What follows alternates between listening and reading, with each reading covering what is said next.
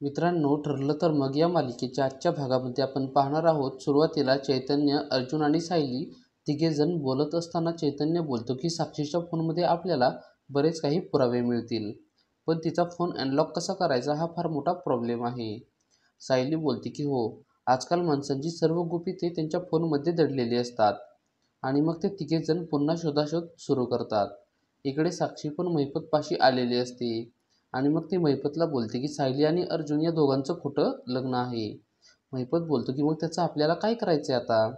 साक्षी बोलते की अर्जुन आणि सायलीचं जर लग्न खोटं असेल आणि त्यांचे पुरावे जर आपल्याला मिळाले तर आपल्याला सायलीचा काटा काढता येईल, आणि सायली जर नसेल तर मग अर्जुन ही केस का बरं लढेल.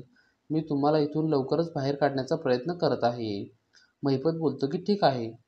आता मग इकडे अर्जुन आणि सायली यांची शोधाशोध चालू असताना साक्षी पण बाहेर आलेली असती. साक्षी आतमध्ये आल्यावर अर्जुन आणि चैतन्य दोघी पण भांडण करण्याचं नाटक करतात. त्यांना कल्पनाने पाठवलं आहे आणि चैतन्य आणि साक्षीला लवकरात लवकर लग्न करण्यास सांगितलं आहे असं ते बोलत असतात. पण चैतन्य उगीचच त्याच्याबरोबर वाद घालत असतो आणि बोलत असतो की मला तुझे फुकटचे सल्ले नको आहेत.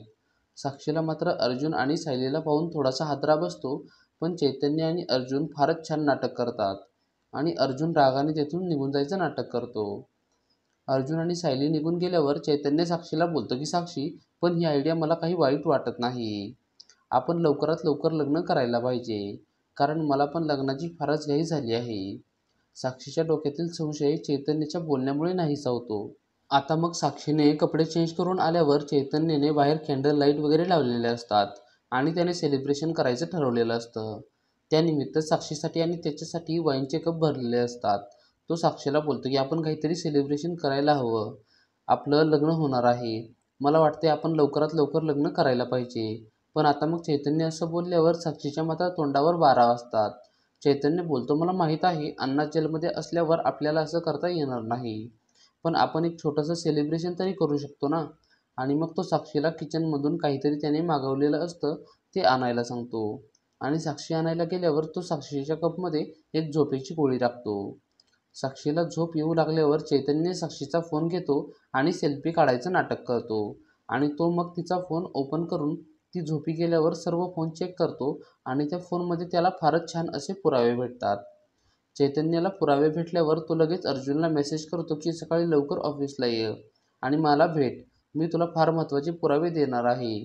अर्जुन आणि सायली दोघेजण झोपण्याची तयारी करतात, पण चैतन्याचा मेसेज आल्यामुळे अर्जुन आणि सायलीला फार आनंद होतो.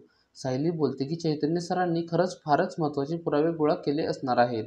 आता मग दुसऱ्या दिवशी सकाळी चैतन्य अर्जुनच्या ऑफिसमध्ये आलेला असतो आणि सायली आणि अर्जुनला तो पुरावे दाखवत असतो. अर्जुन आणि सायली दोघे पण ते पुरावे पाहून फारच आश्चर्यचकित होतात. अर्जुन बोलतो की चैतन्य, अरे हे सगळे पुरावे तुला कसे काय मिळाले. चैतन्य त्याला अजून पुरावे दाखवतो. ते तर फारच महत्त्वपूर्ण असतात.